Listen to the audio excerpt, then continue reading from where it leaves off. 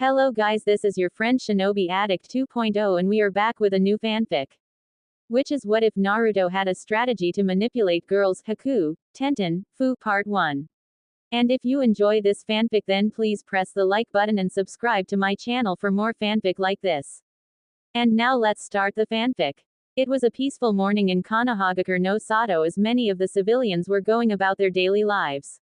The lone exception was a little blonde boy running throughout the streets, hoping to shake his pursers.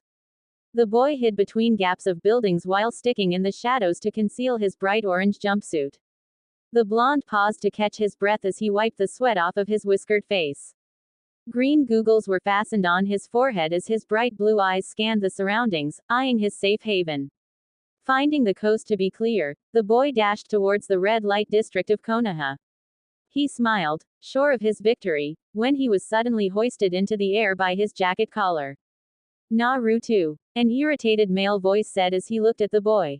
9-year-old Uzumaki Naruto turned to see his diabolical academy instructor. Gay. Naruto blanched. How do you always find me, Iruka-sensei? The boy asked, trying to struggle out of his captor's grasp. Yumino Iruka was an average-height chunin that served as an academy instructor. He wore blue shinobi overalls underneath his green flak jacket. Iruka's most prominent features were his brown hair that was typically tied in a ponytail and a scar on the bridge of his nose. We're going to the Hokage, where you'll explain yourself. Iruka said. He placed the young boy on his shoulder and walked towards the Hokage building, ignoring the various stares from the villagers of Konoha. Upon arrival, Iruka greeted the Sandaime Hokage, Sarutobi Hiruzen. Hiruzen was an elderly man that served as Konohagakure's leader. Despite his elderly appearance, many shinobis feared him for his vast arrays of jutsus. This eventually earned him the moniker, the Professor. As the strongest person in the village, his word was typically the law, but a few were beginning to undermine his rule. Hiruzen had initially retired from his position but was forced back into duty after the death of his successor. Ah, thank you, Iruka. I was hoping that you would be able to find Naruto-kun. The Sandaime said as he lit his pipe of tobacco. The scarred chunin bowed in recognition before dropping Naruto unceremoniously on the ground. Be a little gentle, will you, Iruka-sensei? The boy complained as he rubbed his sore behind. Before Iruka could retort to his student, the Sandaime intervened. Naruto, I have several reports from people claiming that they've seen you painting graffiti all over the Uchiha compound. Hiruzen stated. Is this true? The old man asked for confirmation. Sometimes the villagers would blame Naruto for things the young boy didn't committed in order to get Naruto in trouble. Of course that was me. No one else is able to pull off a prank that awesome. I actually think this is my best prank yet, old man. Naruto replied as he gave a foxy grin. He had pranked the Uchihas because they often sided with villagers when the villagers pressed charges against Naruto. Of course the charges were usually falsely accused, but the military police didn't believe him. Show Hokage-sama some respect, Naruto. Iruka scolded as he wished his student would mind his manners. The Hokage could only chuckle as the two began bickering with each other. If only the rest of the villagers would treat Naruto like Iruka does. Hiruzen remarked sadly. He knew that the boy was hated for what he carried. The Sandaime had tried a variety of ways to make Naruto's life easier. From making laws to giving the boy a monthly stipend was just some of the ways that he tried. Still, the villagers would try to sabotage the boy every chance they got. Well, since you take credit for the act, as punishment, you're to clean the entire compound. Naruto's face instantly soured from the words. What? He shouted loudly. What do you mean I have to clean it? The blonde asked in protest. Hiruzen calmly took a drag from his pipe and blew the smoke into the air. Think of this as a lesson. Shinobi are required to have a variety of skills to succeed in a mission. One of those skills is stealth. Learning to complete your objective without being spotted could be a matter of life and death. The Sandaime advised the academy student. Naruto rubbed his chin as he processed the words he just heard. So as long as I don't get caught in the act, I don't have to worry about receiving punishments. The boy summarized while flashing a wide grin. Both Hiruzen and Iruka shuddered at the innocent smile. But before they could say anything, Naruto continued. Thanks for the advice, old man. I'm going to head off and start on my punishment. I'm going to make sure that this is my last punishment. With that, He finished and left the room. The two adults silently stared at the door where the blonde left through. Iruka, please tell me I didn't make the situation worse. Hiruzen hoped while rubbing his temples with his thumbs. A headache was quickly forming because of Naruto. Don't worry, Hokage-sama, there's absolutely no way that we won't be able to catch Naruto if he pulls another prank. Iruka tried to reassure the Hokage. That being said, besides me, no one else has been able to catch him recently. I hope I'm thinking too much into this. The brunette Chunin mused. Later that evening, Naruto finally finished scrubbing out all of the paint from his prank. He had forgotten how huge the place actually was. The Uchiha compound was located northeast of Konohagakure, isolated from most of the village. The compound spanned several acres, making it easily the biggest clan compound. Collapsing on the ground near the front entrance, Naruto remembered the Uchihas he saw during his cleanup. Almost all of them were subtly glaring at him or whispering things like, "Demon boy," behind his back. He did manage to see Sasuke, who was practicing on a dummy. Naruto usually didn't associate it with the other boy as they were stark opposites. Sasuke was the upcoming prodigy while Naruto was known as the dead last. The blonde was overly friendly while the Uchiha kept more to himself. This resulted in the two arguing whenever they saw each other. This time was no different as Sasuke said that Naruto was trespassing. They argued until the blonde eventually left to finish cleaning up. Naruto steadied his breath as he laid on the ground. Hearing footsteps coming towards him, Naruto turned to see a woman carrying a plate and a glass of water. The long blue-haired woman was wearing a dark blue kimono held together by a white sash. On the back of the kimono was the Uchiha symbol, a fan that was red on top and white on the bottom. Good job on cleaning up your prank. The woman smiled as she bent down on the ground. She placed the glass and plate in front of Naruto. The boy sat up and looked at her oddly. Who are you? Naruto pointed to her. And what's this? He then pointed to the plate that was holding several sandwiches. Oh, forgive me. The woman replied. I'm Uchiha Makoto and you are? Uzumaki Naruto. Nice to meet you, Datbeo, he replied back while smiling. The lady in front of him seemed friendly. She hadn't curse or glare at him even after he told her his name. Datbeo, why does that sound familiar? Makoto mused as an image of a red-haired female popped into her head. Looking closely at Naruto's features, she began to see his resemblance to Kushina. Could he possibly be Kushina's son, but I thought the baby died along with Kushina. Makoto continued to stare at Naruto, unnerving the blonde. Oh Kami, if you take away those whiskers, then you have a carbon copy of a younger Minato. I need to talk to Hokage-sama about this. Is there something on my face? Naruto wondered as he began to feel around his face. This snapped the blue-haired woman from her trance. Oh, it's nothing. Makoto replied quickly. Here, have something to eat. I'm pretty sure you're feeling hungry. She said to change the subject. Naruto eyed the sandwiches suspiciously, wondering if it was tampered with. It was odd that someone was willing to give him free food. The only person that ever did that was the Sandame. Seeing the food, caused his stomach to rumble. With his stomach winning out, he graciously accepted the sandwiches and began devouring them. Why are you being so nice to me? Naruto asked with a mouth full of food. Mikoto was disturbed by the sight. She briefly wondered if he was ever taught manners. Uzumaki-san, please finish eating before talking.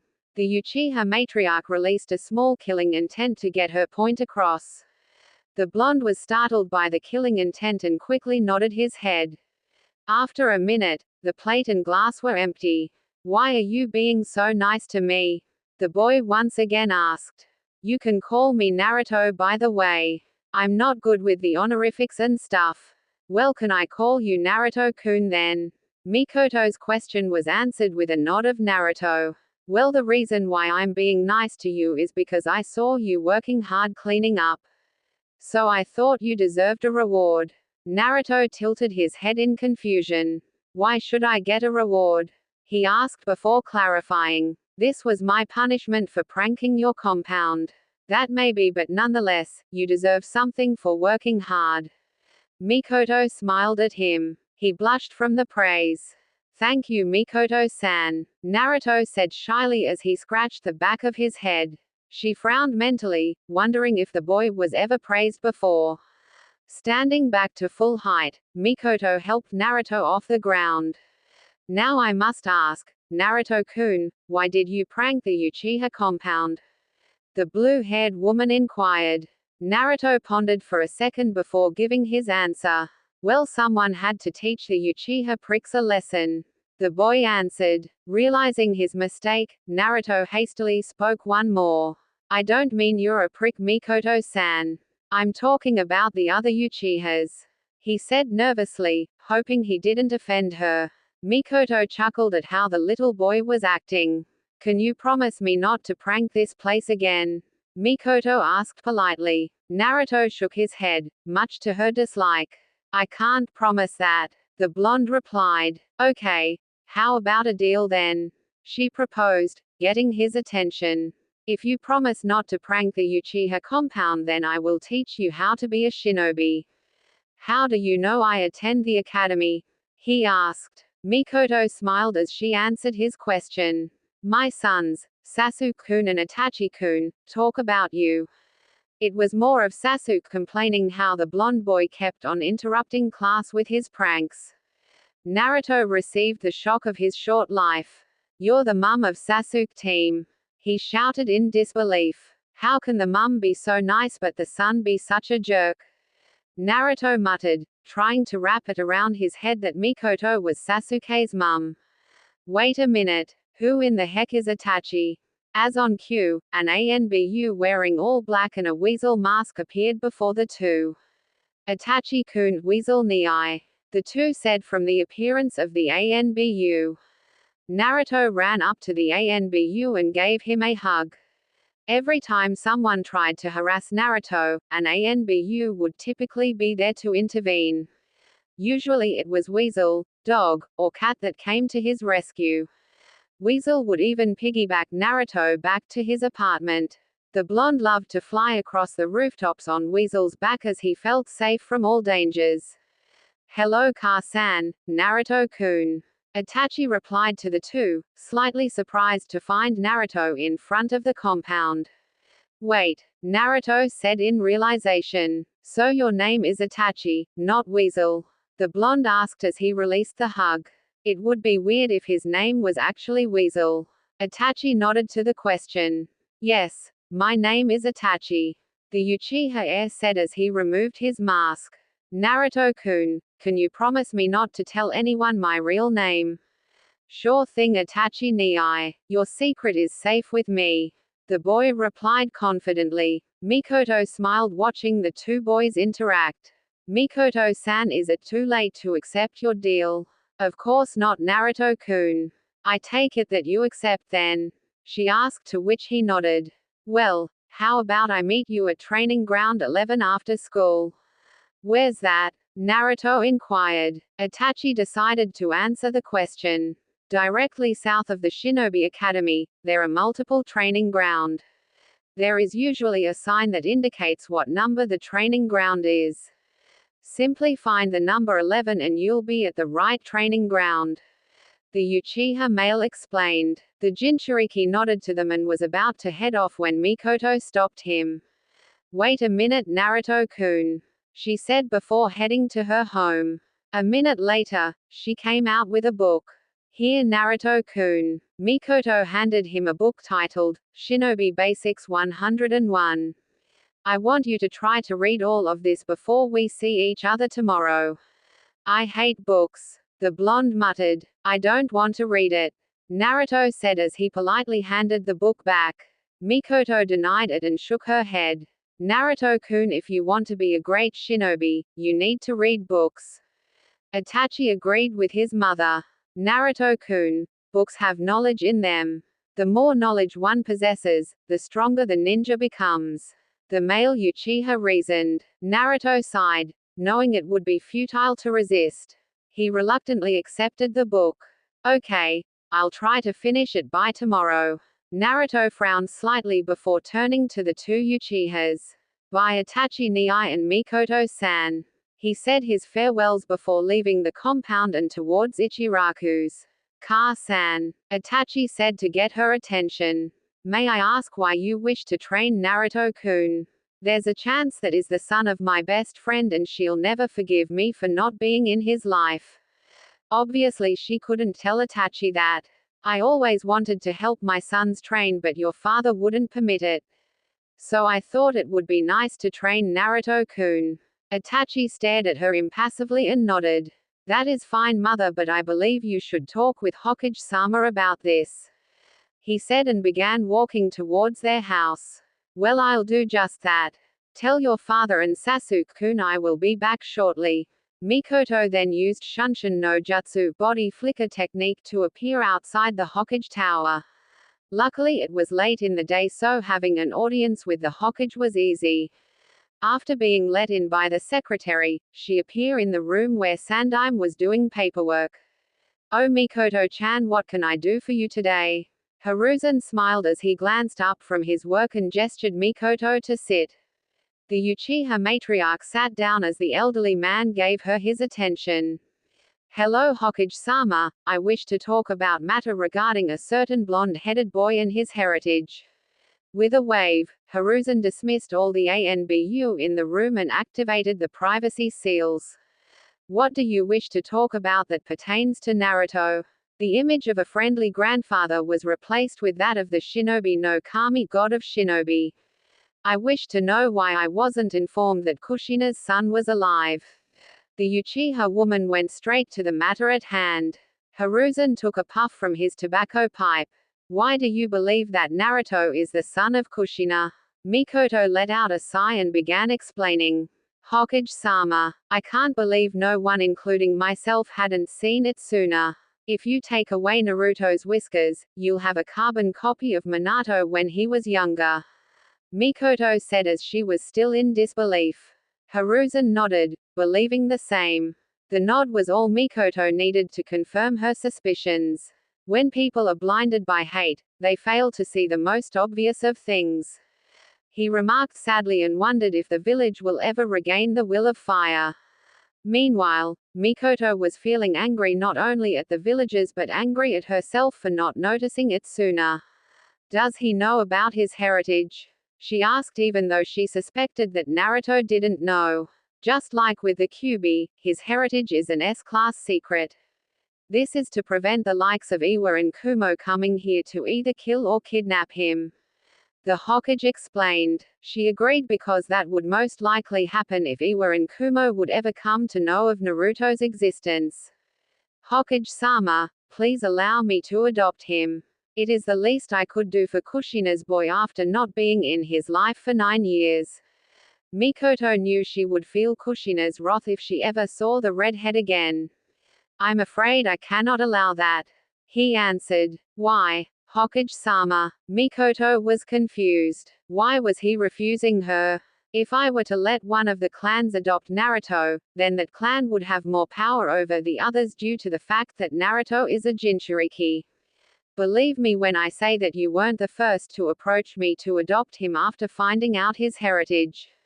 Hiruzen answered her. Who else knows besides us? Mikoto was shocked that others knew of this secret as well. Hiruzen took another puff from his pipe. He really was too old for this job.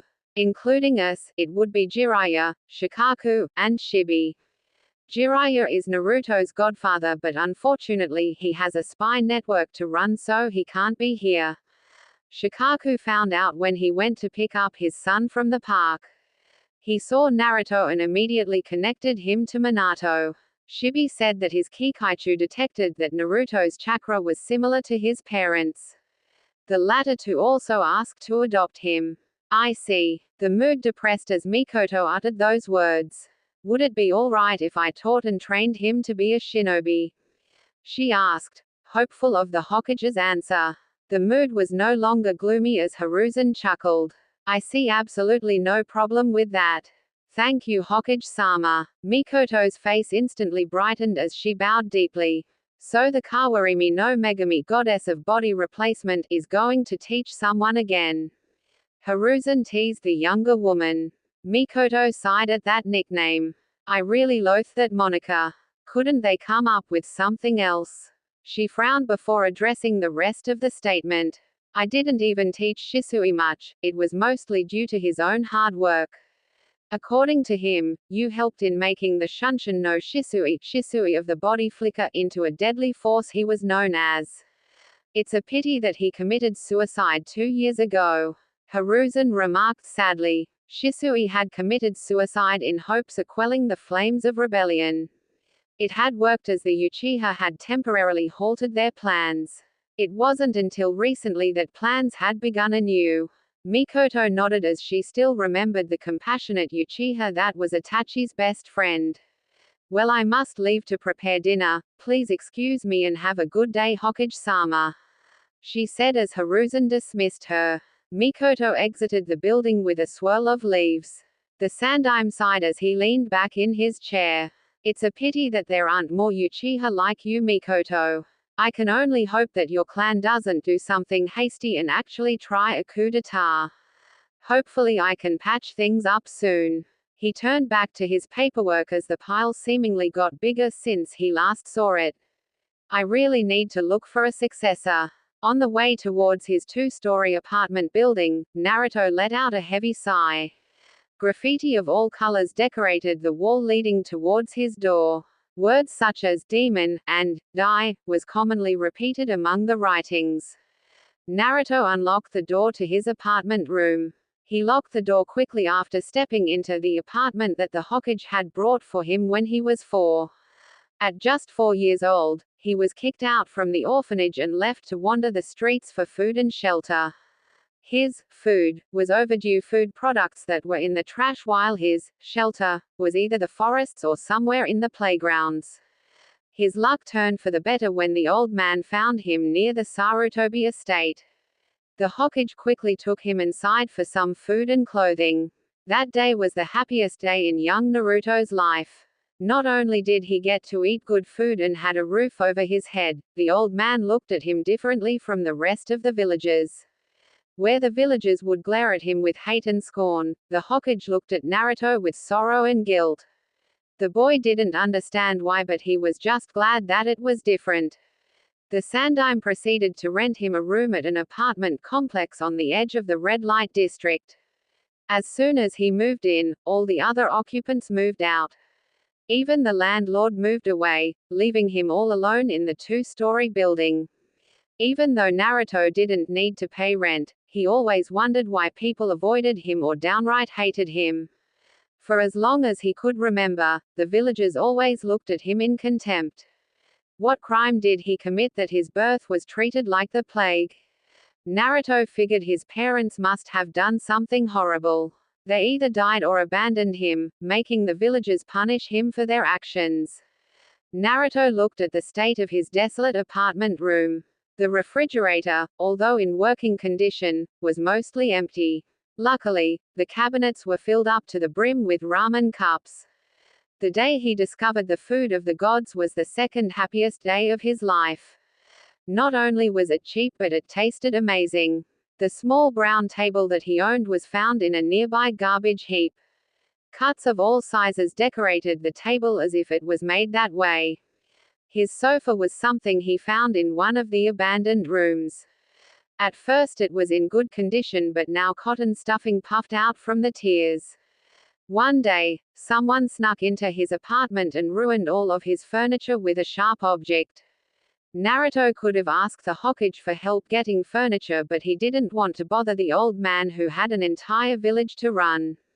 Deciding a shower was the best course of action, Naruto placed his orange monstrosity, as his teachers called it, into the washer. After a long shower, Naruto donned a white sleeveless shirt along with black shorts. As he placed his orange outfit in the dryer for use tomorrow, he remembered the book that Mikoto gave him. Grabbing the book, the blonde headed into his room. His room was vacant except for a single brown dresser and a spring mattress. He had found both in decent condition in the other, abandoned, apartment rooms. Plopping down on the bed, he looked at the book. Naruto hated reading books with a passion. To him, it was all a bunch of big words mixed together to make long, confusing sentences. Whenever he asked the teachers to explain them, they would spurn him and call him an idiot for not understanding. With reluctance, the blonde opened the first page of the book. A note fell from the book and landed on his stomach. Naruto grabbed the note and read its contents. To Naruto-kun, if you found this note, then you listened to me and attempted to read the book. Great job on following my orders and you avoided punishment when we meet tomorrow. Naruto sweat dropped at that sentence. Mikoto was such a nice person, there was no way she was going to punish him, right? Shaking himself out of his thoughts, he continued reading the rest of the note. I know some words will be difficult for you to understand, so I want you to write down those words on a piece of paper and we'll discuss them tomorrow. I want you to know that reading this book will help you on the path on to becoming a ninja. If you don't believe me, this was Itachi-kun's first book.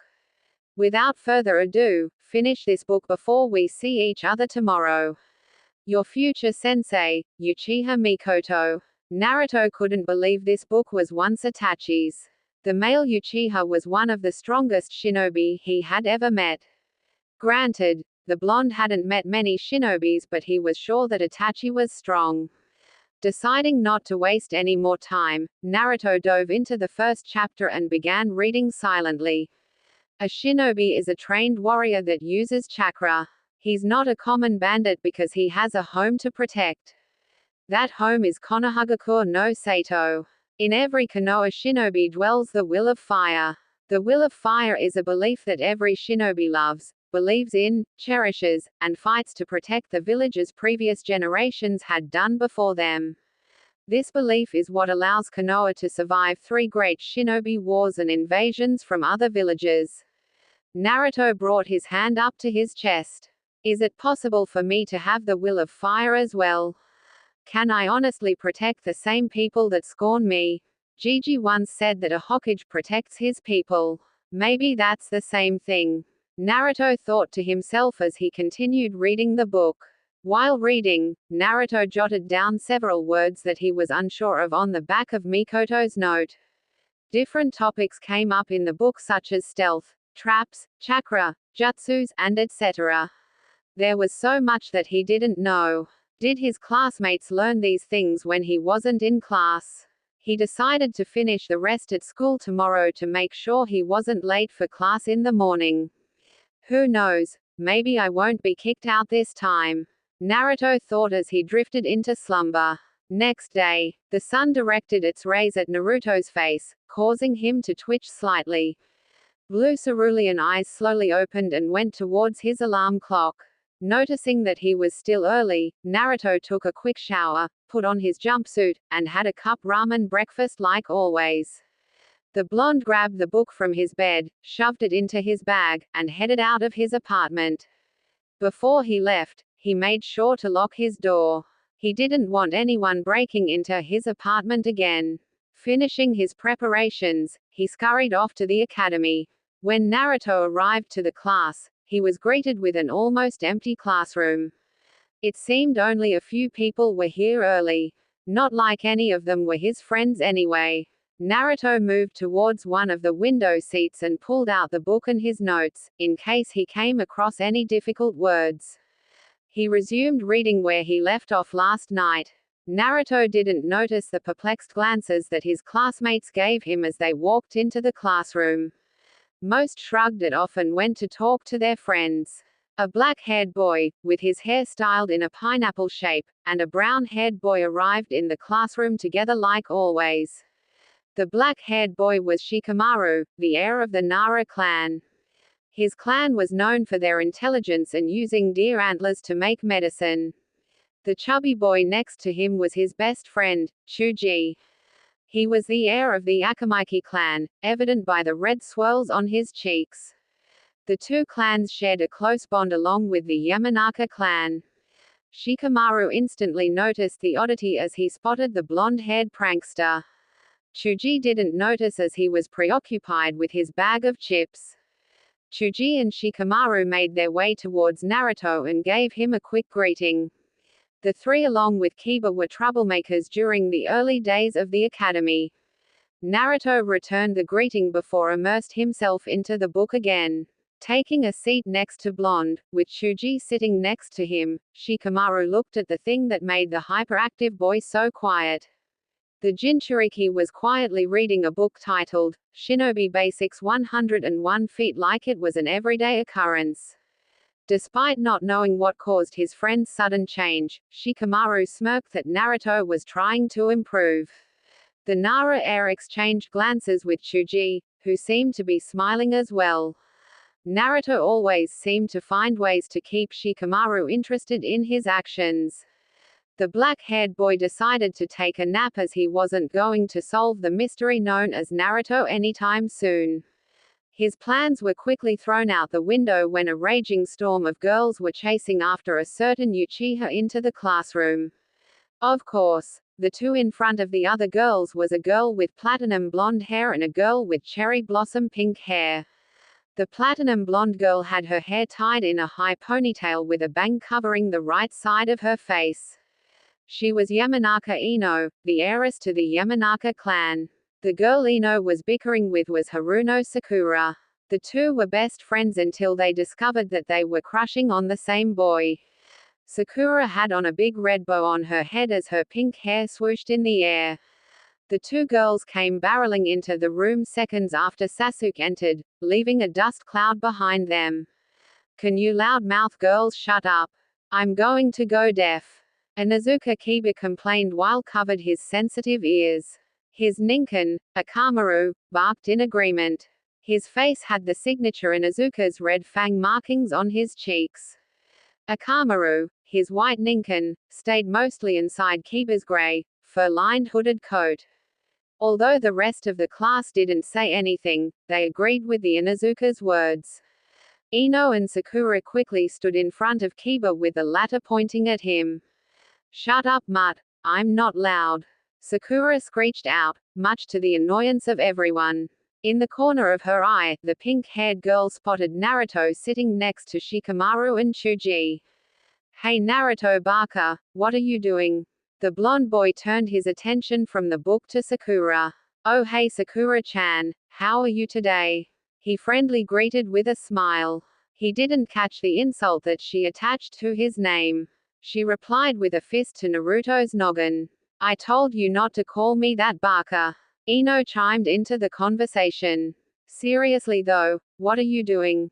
She was curious on what made the fellow blonde sit still. Normally he would be too busy plotting some elaborate prank to even attend class. Naruto showed the two girls the book. "I'm reading this book." Laughter erupted from the class with the exception from Sasuke, Aburame Shino, Shikamaru, Shuji, and Hyuga Hinata. The latter three frowned that everyone was laughing at him. "The dead last is reading. I'm surprised that you even know how to read." Kiba barked in between laughter. "I mean, how's reading going to help you? You'll always be the dead last." More laughter was heard after Kiba spoke. Naruto was livid at his classmates for mocking him. He was simply sitting and quietly reading without bothering anyone. What more could these people want from him? The Jinchuriki was about to talk back to Kiba when he was interrupted by a lazy voice. "You guys should really shut up. I can't sleep with this racket," Shikamaru said as he lifted his head up from his napping position. Shikamaru looked at Naruto. "The dobe is reading." The Inuzuka pointed towards Naruto. "I have eyes, I can see that he's reading. Everyone that isn't blind can see that he's reading. If you look closely at the title of the book is reading, then you would understand." The class looked at the title of the book that Naruto held. Before anyone could comment, Shikamaru continued talking. "Naruto knows that he's currently dead last in the class right now. So what does he do? He's trying to get better so he doesn't stay there. He's actually taking his shinobi career seriously compared to most of you." His lazy voice was somehow able to silence the crowd. The Nara heir turned towards the Kiba. "Personally, I don't understand why you're laughing at Naruto. You're currently the third to dead last in the class, barely ahead of Naruto." Kiba fumed at the end of Shikamaru's words. "I don't know why you're talking, Shikamaru, you're second to dead last." Kiba smirked at his apparent victory. "You're right. The black-haired boy agreed. But you don't see me boasting about my position, nor do you see me belittling Naruto. I'm content with doing minimal effort to pass. You, on the other hand, better watch out before Naruto passes you up. The entire class, including Naruto, was stunned silent after Shikamaru finished talking. Before anything else could happen, Iruka and Mizuki walked into the classroom.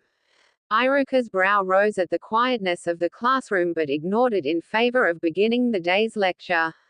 Everyone quietly took their seats. Ino and Sakura didn't argue who sat next to Sasuke either. Iruka began today's lecture on the elemental nations. Naruto regained his composure as soon as the teacher started. He flashed a genuine smile instead of his usual fake smile. Thanks for helping me out, Shikamaru. Shikamaru just smirked at the blonde. What are friends for? The pineapple head then laid his head down and drifting off into his nap. Chuji held out his chip bag towards Naruto, an Akamaiki sign of friendship. Naruto took a chip from the bag and nodded a thank you to Chuji.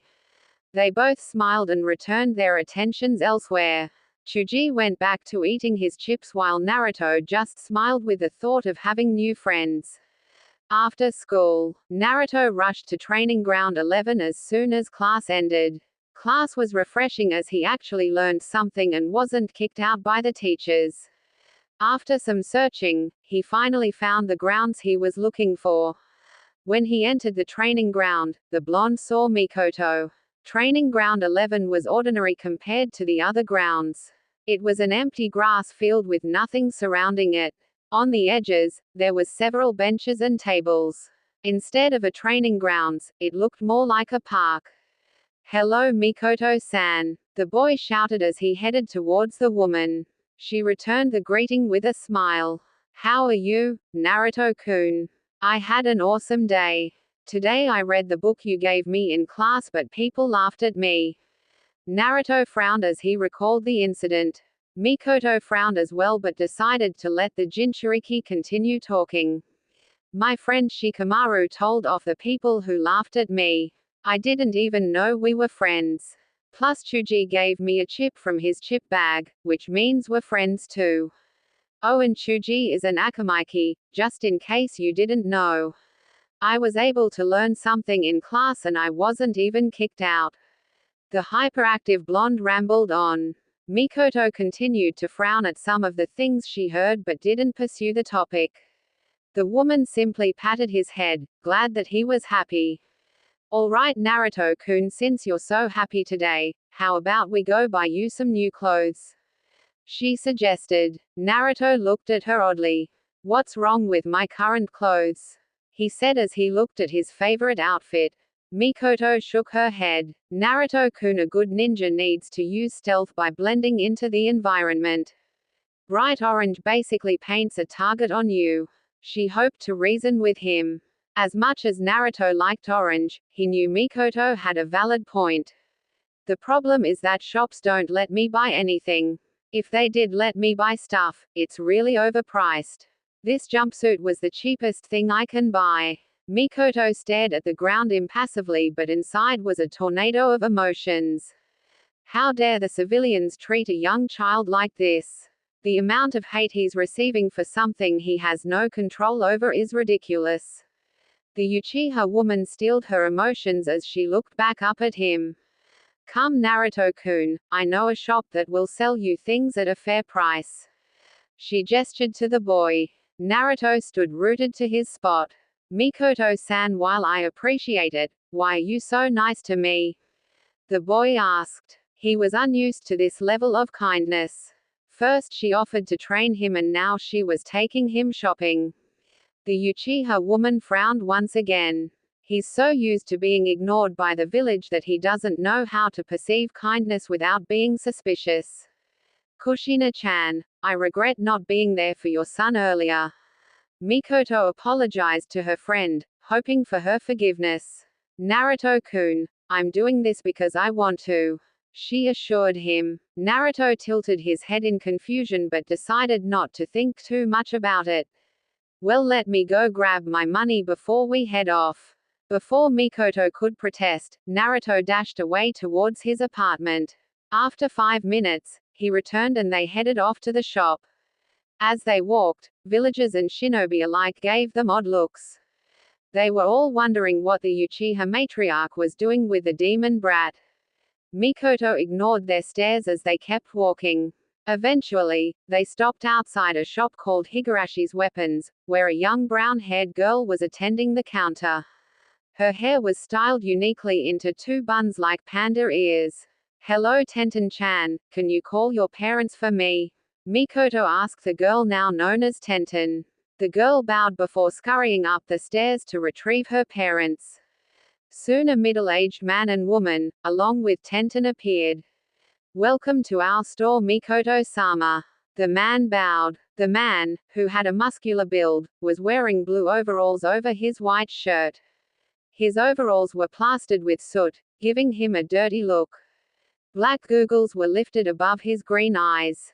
His most prominent features were his bald head and brown, neck-length beard. "Kaguya-san, I told you not to call me Sama. Mikoto-san is fine," she reminded before turning to the middle-aged woman. "Good afternoon, Terra-san." The woman known as Terra was dressed elegantly in a kimono. The kimono was black and decorated with a blue flower pattern. It matched the woman's dark blue eyes. Her brown hair was tied in a bun with a pair of silver hair sticks sticking out. "Hello Mikoto-san, what can we do for you today?" Terra friendly asked. "Actually, I would like you to help this one here." Mikoto ushered Naruto to the front. Terra and Kaguya instantly recognized who the boy was. The duo stared at Naruto and he began to feel anxious under their gaze. "What is that monstrosity that you're wearing, young man?" Terra said as she looked at the jumpsuit with disgust. "No, don't answer, we'll get you new clothes immediately." "Tenten, please get my tools," she told her daughter, who went to grab the tools. "Young man, I need you to strip." Naruto looked at her with shook fear in his eyes. He quickly ran behind Mikoto to hide from the tailor. "Naruto-kun, it's okay." Mikoto reassured him. "She just wants to measure your body to make sure your new clothes fit." Naruto saw Terra nod in confirmation from behind the Uchiha woman. Trusting Mikoto, he slowly took off his jacket and shirt. Instantly the temperature in the store dropped several degrees and killing intent leaked out from the 3 adults. Everyone stared at Naruto's body with utter horror. His body was so skinny that you could see the outlines of his bones.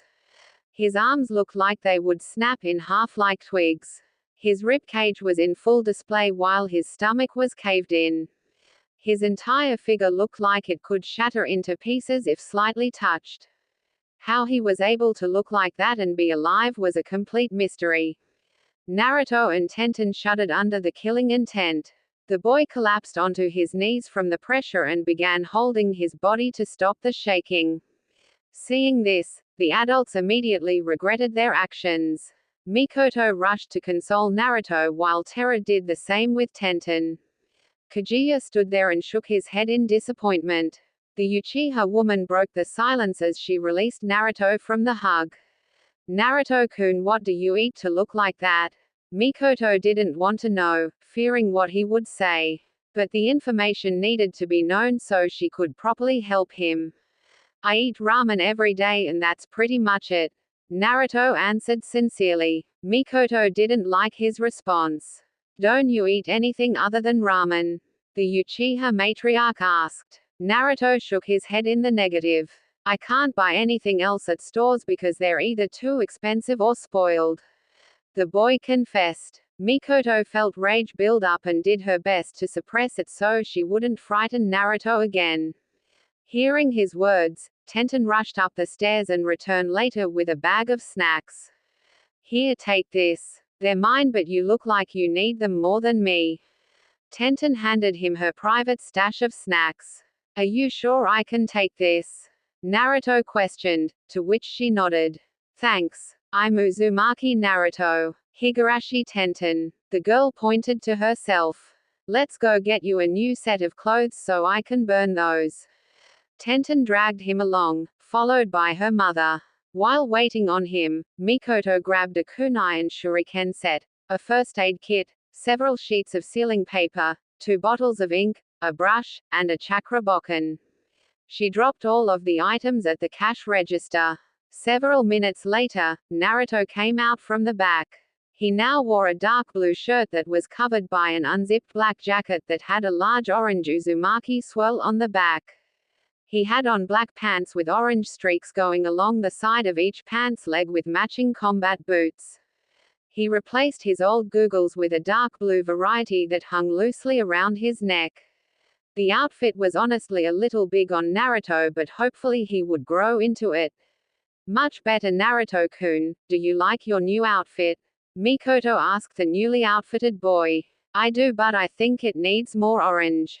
Naruto was pleased, but he wanted more of his favorite color.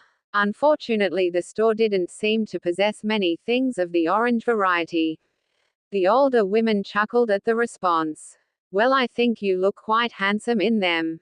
Mikoto complimented, causing Naruto to blush. Terra-san, can we have several sets of these clothes? She asked the tailor. Terra and Tenten went off to retrieve the supplies while Naruto made his way to the counter. What is all this stuff for? Naruto mused. I will explain this stuff to you later after we head to a few other places. Don't worry, you'll need these supplies for later. Mikoto answered while Terra and Tenten returned with the clothes. Kaguya rang him up at the counter. Since you're a new customer, I'll make it 40% off the final price. It will come to 40,000 yen in all. Naruto retrieved his overstuffed frog wallet and pulled out the money. Mikoto was shocked at the amount of money that Naruto had but chose not to dwell on it. Alright, I put all your things in this sealing scroll, you just add chakra to take 'em out. Come see us anytime you need anything. The blacksmith said. Naruto nodded and waved goodbye to the Higurashi family. Tenten quickly gave him a hug, which caused Naruto to blush slightly, and told him to start eating better. He promised that he would eat better after seeing everyone's expressions. Mikoto and Naruto made several more pit stops along the way. Naruto was introduced to the library, where Mikoto required him to read one book every week from the civilian section. As he went to check out the books that Mikoto gave him, the librarian tried to stop him from checking out the book. Mikoto quickly gave her a glare and promised to tell the Hokage about the transaction, which prompted the librarian to let Naruto check them out. They then went grocery shopping for Naruto, who received the ire from other customers. Quick glares from the Uchiha matriarch made them cower away in fear. Placing the groceries in a sealing scroll, they headed back to Training Ground 11. The duo sat on a bench and relaxed under the sun. So what's all the stuff from Higurashi's for? Naruto asked as he unsealed the items. Well, Naruto, a long time ago there was once a village called Uzushiogakure on an island near Kirigakure.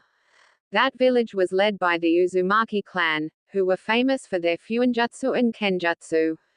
Fearing the Uzumaki, 3 of the major 5 elemental nations attacked Uzushiogakure at the same time during the Second Great Ninja War. Unfortunately, Konohagakure wasn't fast enough in sending to aid our allies and Uzushiogakure fell. Although in the end they won, the 3 nations that attacked lost 90% of their troops. This allowed Konohagakure to quickly win the war over the other villages. The Uzumaki clan no longer exists in one place, but some of the people were able to flee from the destruction in time. I figured that you would want to continue your clan's history. Mikoto finished her history lesson. Naruto soaked up all the information and a grin appeared on his face. Although sad that his clan was destroyed and scattered, Naruto still held out hope. There was a chance that someone related to him existed. I've decided, he announced. Along with my dream to become Hokage, I'll also look for other Uzumaki members. I'm going to learn this fuinjutsu stuff and kenjutsu to honor my clan. Mikoto smiled at his proclamation. I knew you would say that. That was why I got you sealing paper and a chakra bokken, along with introductory fuinjutsu and kenjutsu books. She said, holding up each item. Now Naruto-kun, Fuinjutsu is a very dangerous art. You must promise me that you'll be extremely careful while learning it. Yes, Mikoto-san, I'll be extremely careful. What is Fuinjutsu anyway? Naruto asked. Fuinjutsu is the art of sealing. It's very complex, so complex that it's considered a dying art. That being said, Fuinjutsu is also very helpful, as you can tell just from the sealing scrolls. Mikoto commented. She also told Naruto that there was also a Fuinjutsu expert in Konoha, but he wasn't in town at the moment. I guess I'll ask Hokage Gigi about Fuinjutsu when he has time. What is a chakra bokken? He asked. Naruto knew what the two words meant separately but not when combined. Mikoto held up the bokken. If you apply chakra to this bokken, it gets heavier. This is used so you can get used to the weight of a real katana when you manage to get one. It's mainly used for training purposes. She explained. He then asked Mikoto if she knew any kenjutsu teachers. The Uchiha shook her head no but said that there were plenty of kenjutsu users in Konoha, so he might meet one someday. While Mikoto was a kenjutsu user, her style relied on the use of her Sharingan. They then reviewed the book that Naruto read yesterday. They went over the words he didn't understand and reread the more important chapters. So when am I going to learn a super awesome jutsu? Naruto asked with sparkles in his eyes. Before I answer that, Naruto-kun, can you tell me what the 3 basic academy jutsus are? Mikoto asked. It's Kawarimi no Jutsu body replacement technique, Bunshin no Jutsu clone technique, and Henge no Jutsu transformation technique. Naruto answered. Well, did you know that when I was in active duty, that my alias was Kawarimi no Megami, goddess of body replacement? Mikoto said. Although she wasn't exactly proud of the name, she was hoping to get his interest. Naruto stared at her like she was crazy. Why are you called that? The blonde wondered. There's so many jutsus that are much cooler than the Kawarimi no Jutsu. Mikoto nodded at his question. You're right, Naruto-kun. There are tons of cooler jutsus out there, but the Kawarimi no Jutsu can save its user. Even if you have a cool jutsu to use, most of them can't help you escape from certain death like Kawarimi. That's why I trained until I mastered the technique and was able to escape my enemies a countless number of times. Just because a jutsu isn't as cool as another jutsu doesn't mean it isn't as useful. If you master a low-rank jutsu and know how to use it well, isn't that better than using a high-rank jutsu at half the power? She finished. Naruto processed everything that Mikoto had said. It was true that every ninja knew Kawarimi no Jutsu because of how useful it was. You're right, Mikoto-san. I'll master the low-rank jutsus first before trying to learn the high-rank jutsus. Mikoto smiled at the young boy. If you do master the low-rank jutsus, the high-rank jutsus become easier to learn. Plus, there are so many low-rank jutsus out there that you can have a wide variety of different jutsus. You'll truly be the most unpredictable ninja out there. She incited him. Naruto loved the sound of that. He hugged Mikoto as a thank you. Mikoto could only return the hug she received from her best friend's son. Okay, we're going to start training and I expect you to work hard. Naruto got up, confidence exuding from his body. Yes, Mikoto-sensei, I will be the best Hokage ever. Several months later, the past couple months were some of the happiest Naruto had ever felt in his life. The first time everyone saw his new clothes, they didn't recognize him at first. Shikamaru smirked and said, "You never cease to interest me, Naruto." He was also getting closer to his friends, Shikamaru and Chuji. The blonde was even invited to their homes a couple of times. He enjoyed playing shogi and go with Shikamaru even though he always lost. The Nara boy had to go into his thinking pose several times when playing against Naruto due to the blonde's unpredictable nature. Naruto and Chuji had eating contests and were currently tied. Naruto finally found someone who shared his love of the food of the gods. Naruto frequently ate at restaurants that the Akamaki owned because of the good food and the fact that he was welcomed there. The blonde was also made friends with Shino and Hinata. Shino was the heir to the Aburame clan while Hinata was the heiress of the Hyuga clan. Shino had bushy brown hair and often wore a pair of black sunglasses with his high-collared coat. He and Shino became quick friends when Naruto caught a golden Heracles beetle in the forest and brought it to class. The Aburame heir asked if he could have the beetle to see if could crossbreed it with his Kikaichu. Naruto obliged since he was going to release it anyway. That was the day that the blonde swore that Shino's eyes shined bright even though he was wearing shades. They got along well despite Naruto's hyperactiveness and Shino's stoic nature as they both shared a logical outlook on life. Hinata had short dark blue hair and was usually very shy. Having Hinata as a friend was weird at first, due to the fact that she constantly fainted whenever they would talk.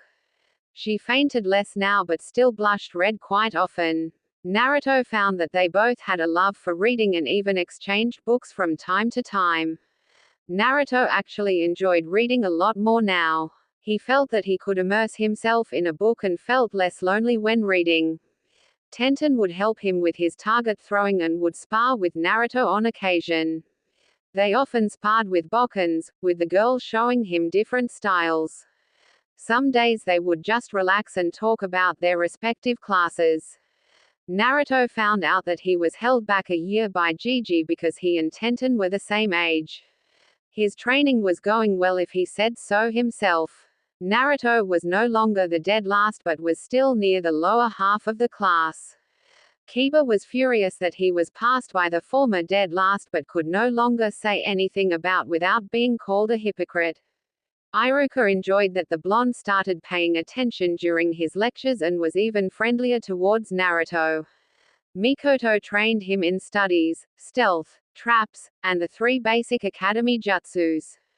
The training in stealth and traps was great for his pranks. Since he never got caught, like Gigi said, he never got punished for his pranks. The Kakurimi no Jutsu cloak of invisibility technique Mikoto taught him greatly helped in this endeavor. Even though the whole village knew it was him, no one was able to catch him in the act.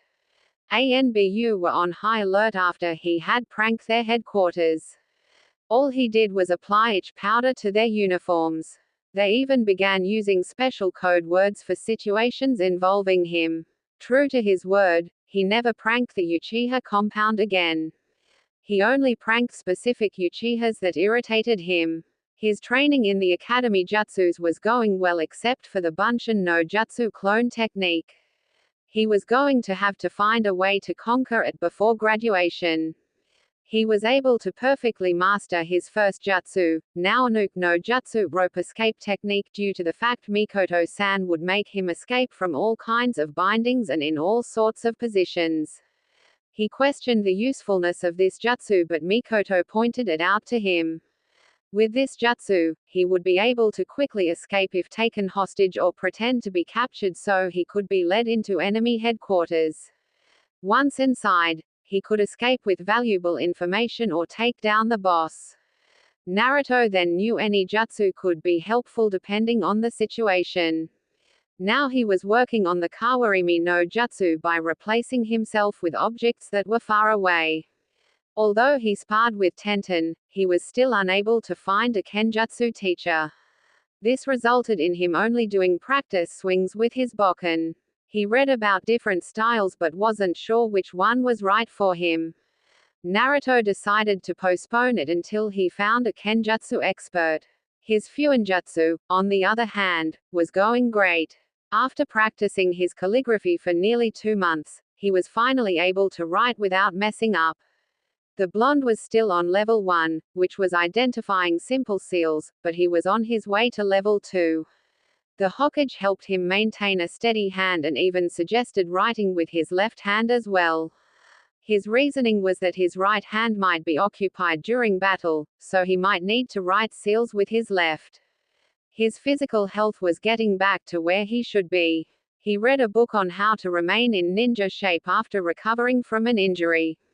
Although he wasn't injured, the method helped him regardless. Mikoto gave him cooking lessons so the blonde could be self-sufficient. His new diet allowed him to gain pounds and he started to fill his clothing. That being said, the blonde was still the shortest in his class. He was exercising regularly and was doing lots of running to increase his stamina. Using Henge Transform, Naruto was now able to buy foods and clothing at normal price. Naruto marched on towards Training Grounds 11 but noticed several villagers and ninjas' solemn expressions. Today was a beautiful day with only a few clouds in the air. Why were they so sad? Deciding it would be best to ignore the villagers, Naruto proceeded to the training grounds where Mikoto would be. As soon as he arrived, she was nowhere in sight. Could she be stuck at home? No, she would have told me beforehand at least. Naruto pondered when the Hokage came up to him. Naruto, I guess you haven't heard yet. Hiruzen asked despite knowing the answer. What are you talking about, Gigi? Naruto was confused by the Hokage's question. What haven't I heard? He asked before thinking to himself. The old man's acting weird as well, what's going on? Follow me, Naruto, and don't ask anything until we get there. Hiruzen gestured to Naruto. They walked silently the whole way, even the villagers didn't pay him a passing glance. They arrived at the cemetery and Hiruzen stopped at a tombstone. On it read, "Here lies Uchiha Mikoto, a loving wife and mother as well as a strong Kunoichi of Konohagakure no Sato. Hey Gigi, this is just a prank, right? It's probably punishment for all the pranks I did. I'm sorry for whatever I did, but this is going too far. I mean, I just saw Mikoto-san yesterday. There's no way she's dead. She looked just fine yesterday." Naruto stuttered over his words. He knew it was a lie, it had to be. Naruto, yesterday night Uchiha Itachi murdered everybody in the Uchiha clan except for Uchiha Sasuke. We have no idea why he did it, but we'll ask Sasuke when he wakes up from his comatose state. I'm sorry to say that this isn't a prank, the Hokage said softly, not wanting to hurt his surrogate grandson. Naruto collapsed onto the ground, his entire world shattering. There's no way Itachi Ni would do something like that. He's one the kindest people I know. Why would he kill everyone, especially his mother? Naruto was at loss for words. What was he trying to achieve? I don't understand what's going on anymore. Naruto's tears escaped his eyes and fell on the ground. Inside, Hiruzen was filled with guilt. Thanks to his incompetence, Danzo was able to order Itachi to kill every single Uchiha to prevent the clan from staging a coup d'état. He deemed himself guilty for the lives of all that died and the three affected most by their deaths. Itachi would be forced to live on the run, be pursued by hunter nins, and deal with the turmoil that came from killing his clan. Sasuke would live thinking that he was the last loyal Uchiha, and be faced with loneliness that he had never experienced before. He would also question why Itachi left him alive and possibly seek out revenge against his brother. Naruto lost his mother and older brother figure in a single night. Unlike Sasuke, he had dealt with loneliness before, but that didn't make it any less difficult. Hiruzen noticed that Naruto had begun to truly smile at people since Mikoto came into his life. The Sandaime knelt down and hugged his surrogate grandson, who was crying profusely. The Hokage cursed his inability to do anything right. He had failed Minato, Kushina, Naruto, and now the entire Uchiha clan. Resolving to change, a fire was born anew within Hiruzen. He wouldn't fail no one else, and Danzo would come to know and fear why he was known as the Shinobi no Kami, god of shinobi. 2 weeks had passed since the Uchiha massacre and life in Konohagakure had slowly returned to normalcy. Uchiha Itachi was placed in the bingo book as an S-class missing ninja for massacring the Uchiha clan. Uchiha Sasuke was placed under the care of the elders Utaten Koharu and Mitokado Homura until he was 16 or became a genin. He was questioned about Itachi and the massacre as soon as he woke up. Sasuke responded with fits of anger when Itachi's name was brought up. Many civilians deemed it taboo to speak of Itachi's name in front of Sasuke when they heard how he reacted. Sasuke was readmitted into the academy as soon as he was deemed healthy. During his recovery, his fan club grew to insane proportions. Fangirls and fanboys were hoping to help the tragic hero, and constantly hounded him with gifts. The boy, however, paid him no attention and trained constantly when he wasn't attending classes. Our protagonist hadn't been attending class. He remained locked up in his room and only came out when summoned by the Hokage. Hiruzen was worried about his surrogate grandson and would often take him out to eat ramen. Naruto would eat a single bowl of ramen, thank the Hokage, and return home. Ayame and Tsuki were worried sick about their favorite customer. Naruto woke up from his slumber. To him, time seemed still and nothing was worth getting up for. He missed talking to Itachi and training with Mikoto. Why did Itachi Nii do it? I don't believe it was to test his powers like the villagers are saying. Itachi Nii is too kind for that. There's no way he was faking all of that. He loved Konoha as much as the next person. He would do anything for Konoha. Naruto tried to decipher Itachi's actions but was coming up blank. A light knock came from his door and Naruto grudgingly got up to open the door for the Sandaime. Except the person behind the door wasn't the Hokage, but his lazy Nara friend. Hey Shikamaru, what are you doing here? The blonde boy asked. Shikamaru said nothing while his eyes were scanning Naruto. Mum told me to come get you for dinner at our place, you troublesome blonde. The black-haired boy sighed at his friend. This was the first time he had seen the blonde in 2 weeks, but Naruto looked like a shell of himself. Naruto's clothes were ruffled and he had major bags under his eyes. Most likely from the lack of sleep and crying, seeing as his eyes were still red. Sorry Shika, tell your mum that I'll come another time. The blonde refused the offer and was going to close the door until a hand stopped it. Naruto, you don't understand what that troublesome woman would do to me if I don't bring you. Look, I know you don't want to go, but do it as a favor for me. Shikamaru pleaded. Naruto sighed and nodded. He told Shikamaru to wait for him to get dressed. In about 15 minutes, the duo headed towards the Nara compound. On their way there, villagers directed their scorn at the young Jinchuriki. At least that's one thing that won't change anytime soon. Hopefully Shikamaru won't notice, but I doubt it. He's way too perceptive not to. Naruto thought as he walked. Like the blonde thought, Shikamaru did notice that their glares were directed to his friend. Those glares always appear whenever I'm with Naruto. Is it because of the pranks that he did? No, even a prank couldn't produce a look like that. Does it have something to do with the graffiti on his apartment wall? They were calling him a demon and telling him to die. Plus, all the adults seem to know something our generation doesn't. As always, everything with Naruto is so troublesome. Shikamaru's thoughts ceased as the duo arrived at the compound. Shikamaru directed Naruto to the backyard of the main house. Surprise! Multiple voices rang out as soon as Naruto came into view. Naruto stood there shocked at the people he saw. He saw his friends and most of their parents along with Ayame, Tsuki, the Hokage, and Iruka. He looked up to see a banner that read, Happy 10th birthday Naruto. The boy had completely forgotten all about his birthday. Today was October the 10th, his birthday as well as the day the Kyuubi attacked Konoha. It was also the day the Yondaime Hokage died, killing the Kyuubi. A minute passed and no reaction came from Naruto. A slap hit the back of his head, releasing him from his stupor. He looked at Shikamaru, who was giving a wordless look that said, well, say something, you troublesome blonde. Naruto gave a wide grin and shouted his thanks for everyone to hear. His friends and Ino ran up to him and congratulated him on getting a year older.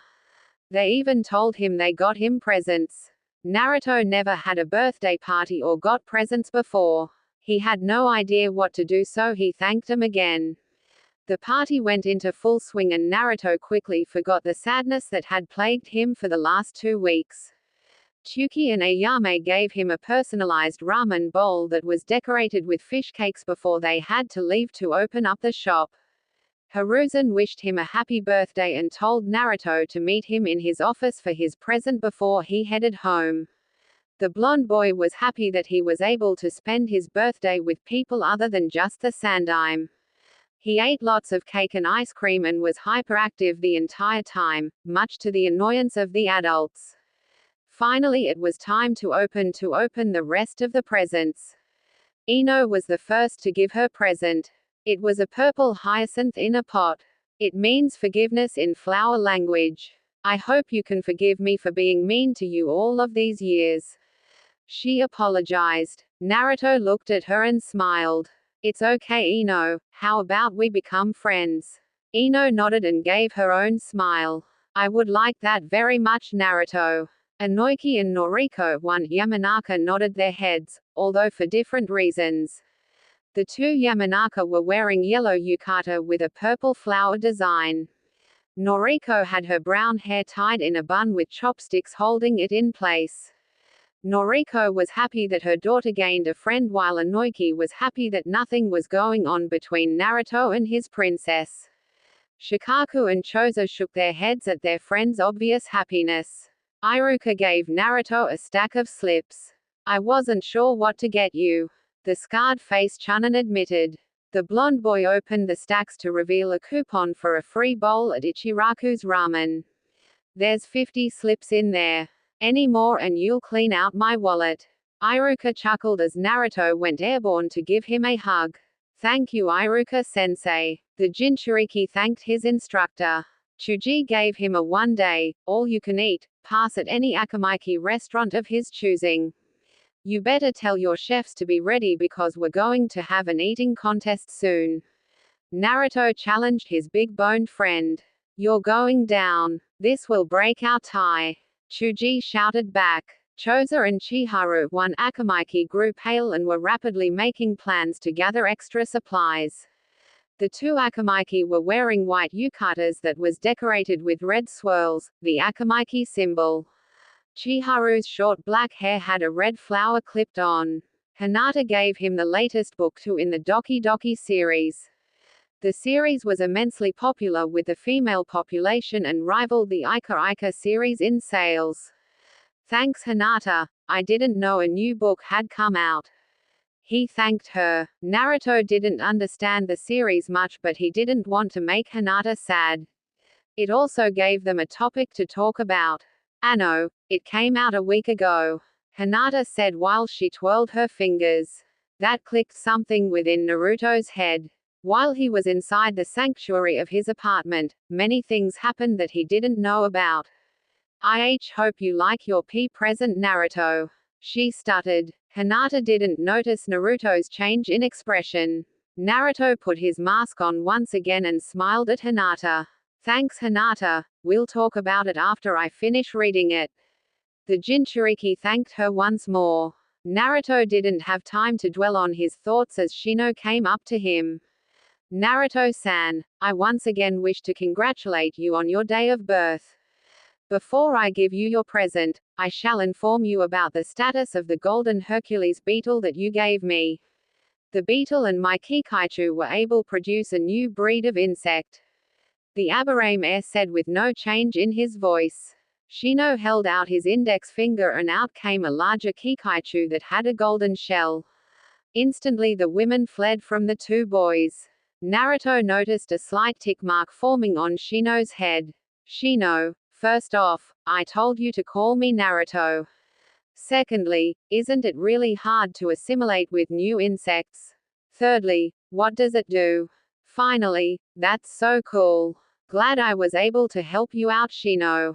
The blonde commented. Naruto saw Shino revert back to his stoic state, although he seemed happier now. The blonde wasn't sure if he was right because no one could really tell an Aberame's expressions. Yes, you did tell me to call you without honorifics and I will remember it the next time we speak. It is indeed difficult to assimilate with a new species, but these are the offspring my own Kikaichu. That allowed the process to be easier than normally. I have yet to discover their abilities, but regardless, a new species is an exciting event in my clan. Shino answered. Everyone else had a single thought, of course your clan would get excited about bugs. This is the present that I wish to give you. Shino grabbed a ring and handed it to Naruto. This ring is given to the allies of the Aburame clan. Inside the ring is the pheromone of a female Kikaichu that can be released by applying chakra to it. When it is released, insects will surround you and form a cocoon to protect you from harm. While it is not an effective defense, it should be able to survive a single attack. The shades-wearing boy explained. Naruto stared at the ring and Shino wide-eyed. The ring was white with an engraving of a black Kikaichu on it. Are you sure you want to give this to me? I mean, this is obviously important. The Jinchuriki was unsure if he could accept this present. Naruto, not only did you help me discover a new species, but you have never once treated me or my clan like freaks. That is more than enough for me to trust you. If you decline, that means you don't deem my clan as worthy allies. Shino said with no emotion. Naruto frowned at Shino's comment. Of course I think your clan as worthy allies. I'll gladly accept this ring, thank you Shino. Naruto said as he slipped the ring onto his middle finger on his left hand. Shino nodded as well as his father. Shibi approved of his son's choice and was glad that he was able to find a trustworthy friend. Shibi was present with his normal Jonin outfit, the typical Aburame attire. Tenten was next to give Naruto his present. Well, I was actually planning to give you something else, but Dad told me not to. He says to visit him tomorrow for something I can't tell you. She told him. Naruto was confused by her words but allowed her to continue nonetheless. Anyway, I got you this book, since I know you're almost finished with level 1. Tenten said as she revealed a book titled, Fuinjutsu Level 2, Try Not to Blow Yourself Up. Naruto was ecstatic about this present since he no longer needed to wait until he was a genin to borrow a copy from the library. He hugged Tenten tightly as a thank you. This set off a chain of reactions from everyone. Tenten flushed red from being hugged by a boy in public. Hinata was paralyzed and extremely jealous that she wasn't in Tenten's position. Ino's eyes had gained a strange gleam. The younger boys knew Naruto was just being friendly. The adults, on the other hand, were snickering at the two kids. Naruto pulled back and tilted his head in confusion. Suddenly he remembered something from the Doki Doki series. Girls often blushed when hugged by boys in public or by someone they like. Naruto didn't know which one Tenten was blushing about, so he did what boys his age did. He proceeded to blush the color of a ripe tomato. A cough from Shikamaru composed the two 10-year-olds. Thanking Tenten once again and promising to visit tomorrow, he turned to the Naris. Thank you for allowing my birthday party to be here, Shikaku-san and Yoshino-san. Naruto bowed to the husband and wife. The two Naris were wearing plain black yukatas. Yoshino had argued with her husband to get a more decorative yukata, but he was too lazy to choose. The Nara woman had her long brown hair hang straight instead of up in the usual ponytail. Yoshino ran up to him and pulled him into a motherly hug. You know you're always welcome here, Naru-chan. She teased. Yoshino-san, don't call me that, it's embarrassing. He sent the male Naris a look, requesting help. They looked away, whistling as if they didn't know what was going on. Sorry Naruto, she's just too troublesome to deal with. The male Naris thought collectively. Shikaku and Shikamaru didn't want to deal with the wrath of the woman. Naruto looked betrayed and he cursed his fate. Anyway, Shikamaru also brought you a present. Yoshino said as she let him go, much to Naruto's relief. I don't have a present to give Naruto. Shikamaru said dryly. What do you mean, you didn't get one of your best friends a present? The Nara matriarch fumed as she pulled Shikamaru by the ear. It was too troublesome to get him a present. Shikamaru remarked as he rubbed his sore ear. Naruto frowned that one of his best friends thought it was too troublesome to get him a present. The blonde smiled at Shikamaru nonetheless, since Shikamaru's friendship was a good enough gift. It's alright Shika, I'll kick your ass in shogi next time. Naruto proclaimed. Shikamaru smirked at Naruto. I can't wait for that day to come. Although Yoshino was mad at her son, she knew nothing could be done about it. The party continued on into the evening. Naruto helped clean up and once again thanked the Naris before heading off to the Hokage Tower. Naruto knocked on the door and was given permission to come in. Inside, his grandfather figure was doing paperwork yet again. Oh, happy birthday my boy, and it's good to see you again. Hiruzen came and gave Naruto a hug before retreating back to his desk. Naruto sat on a chair in front of the desk and waited for the Sandaime. Hiruzen dismissed the ANBU from their posts and activated the privacy seals. Before the Hokage could speak, a blur from the corner of the room smashed into the bookcase. By the bookcase was a man with long white hair and a gigantic scroll on his back holding up an ANBU member with a blank mask by the neck. The white-haired man was Jiraiya of the Sannin and the author of Naruto's Fuinjutsu books. He had on a green kimono shirt with matching pants.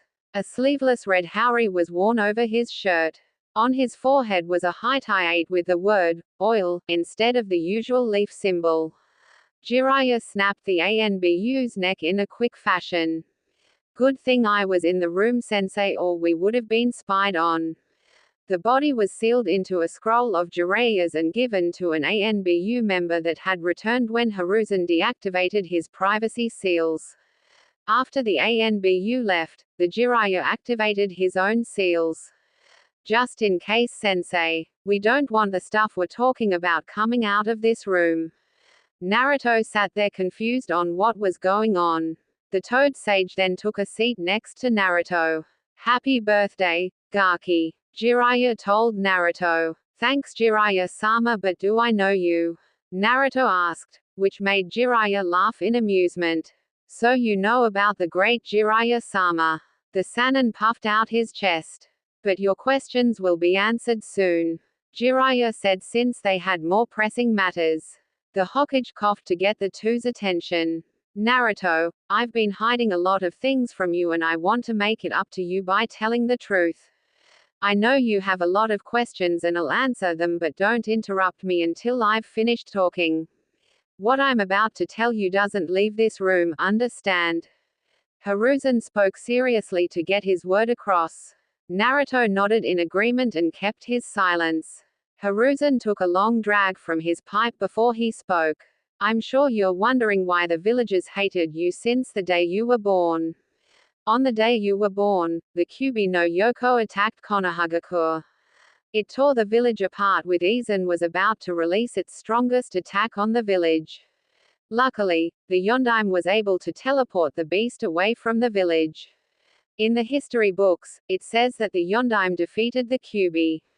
That's not the truth and I was the one who fabricated it. The Kyuubi isn't actually alive, it's simply a ball of chakra or a biju.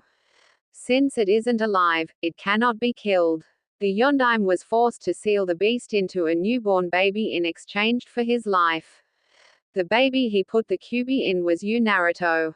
You're the Jinchuriki of the Kyuubi no Yoko. The Sandaime concluded. To say that Naruto was stunned was a massive understatement. His entire core was shell-shocked from the news and he could see why the villagers glared at him. They think I'm the Kyuubi, the same beast that killed all of their loved ones. Are they right? Am I the Kyuubi that terrorized Konoha? His thoughts were interrupted by Jiraiya. I've heard that you're learning Fuinjutsu, so you should know the difference between a scroll and a kunai. Jiraiya stated. In this case, you're a Jinchuriki and serves as the scroll to the Kyuubi's kunai. Naruto slowly nodded as he knew the difference but wasn't fully convinced. What's a Jinchuriki and is the seal secure? Hiruzen decided to answer his question. A Jinchuriki is a human sacrifice made to hold a biju. Including you, there are 8 other Jinchurikis spread out throughout the entire elemental nations. Of all the seals, yours is the most secure since the Yondaime was a level 10 Fuinjutsu master. Naruto's eyes widen over the fact that there were others like him. Were they hated and scorned just as he was? Are all Jinchuriki treated this way, and why do the villagers attack me if I'm the one keeping the beast contained? Naruto said calmly, but there was a hint of anger in his voice. If the villagers acted this way towards him, then the others probably had the same or worse treatment. A Jinchuriki's identity is usually kept hidden from the other elemental countries because they're often targeted for kidnap and assassination. The only known Jinchurikis are Roshi and Han of Iwagakure, Yagura of Kirigakure, and Kiribi of Kumogakure. Not much is known about Roshi and Han except that they fought in the Third Great Shinobi War. Yagura is the Mizukage of Kirigakure, and Kiribi is viewed as a hero in his village because of his actions in the Third War. Jiraiya said to assure Naruto that not all Jinchuriki were treated badly. He did leave out the fact that Yagura was trying to commit genocide against bloodline users. Hiruzen decided to answer the second question. Most villagers and even some ninja don't understand how seals work. As you know, Fuinjutsu is a very complex art that's slowly dying out because not many people can understand it. They cannot fathom how a bunch of lines of ink can possibly hold back a beast such as the Kyuubi. I know I cannot possibly tell you to forgive them after all they've done to you. It is okay, Gigi. I can sort of understand why they feel the way they do. They simply fear what they don't understand. Who all knows about my status? Naruto asked. He was worried that everyone knew about him. Only the adults should know about your status as a Jinchuriki, since some shinobi saw the Yondaime seal the Kyuubi in you. Word got around before I was able to make a law that prohibited anyone to talk about your status, punishable by execution. The younger generation doesn't know about it. Hiruzen explained, and he saw the relief that came to Naruto's face. Thank you for finally telling me and trusting me enough with this secret. Naruto stood up and bowed deeply. Hiruzen stood up and sat on the floor in front of Naruto. He bowed with his head on the floor. Naruto, after everything I've done to you, yet you still thank me. I don't deserve your thanks as I'm a failure as your grandfather. The Sandaime said. Hiruzen felt hands lifting his head and the same hands wrapping around his torso. Gigi, don't ever say that. I don't care what anyone else says. You're the best grandfather in the world and I can't be any happier. Naruto reproached. The grandfather and grandson wept in each other's arms. Both were feeling relief for different reasons, but they were happy to have one another. Jiraiya turned away from the scene to give the two some privacy while also wiping his own manly tears away. What would his fans say if they caught him crying over such a sappy scene? They finally released each other and went back to their respective seats. Smiles graced the faces of the males. But Hiruzen soon sported a frown. As you now know, Naruto, a lot of responsibility has been placed on your shoulders. I'm confident that you can handle it, the Hokage said with pride evident in his voice. Gigi, I know I'm not allowed to tell anyone about this, but can I tell Shikamaru and Shino? They're my best friends and I trust them not to tell anyone. Naruto pleaded to his grandfather. Hiruzen pondered his surrogate grandson's words. The Toad Sage answered for him. I think it'll be fine for him to tell them, sensei. They don't seem to be the type to judge. If the Gaki believes that they're trustworthy, why not believe in his choice of friends? Jiraiya proposed. The Hokage nodded a yes but told Naruto it had to be somewhere private. Thank you, Gigi. Is there anything else you need from me? The blonde asked. Hiruzen nodded. I have another secret I'm keeping from you, Naruto, and it's regarding the identity of your parents. I, however, cannot tell you their identities until you reach the rank of Chunin because of certain reasons. Please try to understand that we're doing this for your own good. The Hokage told the blonde. Naruto had only one thought on his mind. Did they, my parents, love me? He asked, hopeful of a good answer. Hiruzen's smile was one of remembrance. They loved you more than anything else. You were their treasure and they regret not being here to see you grow up. I know if they were here, they would be really proud of you. The Hokage replied. Naruto knew that meant they were dead, but he still smiled as his parents loved him. Thank you, Gigi. That should be everything, I presume. Naruto asked, but the Hokage pointed to his student. I have a present to give you as well, Gaki. The present is a godfather, or more specifically, me. Jiraiya shouted as he struck a pose. Your parents made me your godfather before you were born. Naruto's eyes widened at Jiraiya's words and quickly narrowed in rage. The young boy got up from his seat and kicked Jiraiya in the gut before following with an uppercut to the chin. Naruto took out his bokken from its seal and applied chakra to it, making it the heaviest he could possibly handle. He dashed and did a side swipe to hit Jiraiya on the side. Naruto huffed and puffed from the exertion of his actions. Where were you for the past 9 years? I had no one that cared about me except for Gigi, Ayame-Nizan, Chuki-san, and Iruka-sensei for 8 years. I was beaten, abused, spitted on, ignored or glared at by the villagers every day of my life. My life finally got better when Mikoto-san and Itachi Ni came into my life last year. Slowly I started to make friends and found people that cared about me. Where were you when I desperately needed someone when Mikoto-san died 2 weeks ago? I know I'm just a brat to you, but couldn't you have been in my life just for an hour? I understand that you have lots of duties to perform as a Sannin, but was it that hard to tell me you existed? I'm sorry, but I don't want to see your face anymore today. Naruto ranted all of his frustrations. The boy stormed out the room and slammed the door, leaving a downcast Jiraiya. Hiruzen watched his student. Why didn't you dodge his attacks? The Hokage inquired. Jiraiya slowly got up from the floor and sat down on the chair once more. I deserved that beating from him. The Toad Sage replied softly. His hand moved to his side to soothe the pain. Just give him some time to breathe. He doesn't hate you, but it'll take him time to open up to you. Hiruzen said, trying to cheer up his student the best he can. In other news, there's another reason I called you back here besides the fact that it's Naruto's birthday. I want you to bring Tsunade back to Konoha. Sensei, she left here 17 years ago and I don't think anything is going to bring her back. The white-haired man commented. Jiraiya knew that bringing back his teammate was an extremely difficult task, if not impossible. Tell her that I'll pay her debts with my finances and that I'll allow for a medic nin program to be made. If she still refuses, she'll be stripped of her rights as a Sannin and will be declared as a missing nin. Hiruzen responded. Also, tell her that Naruto is alive.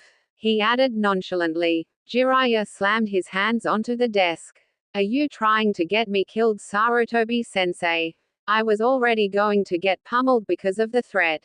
Now I'm going to be killed, revived, and killed again when I tell her about Naruto. Tsunade was close with Kushina before she left with the village with Shizune. She believes that Naruto died along with his parents. If she found out that we've been hiding him from her, we'll essentially be signing our death sentences.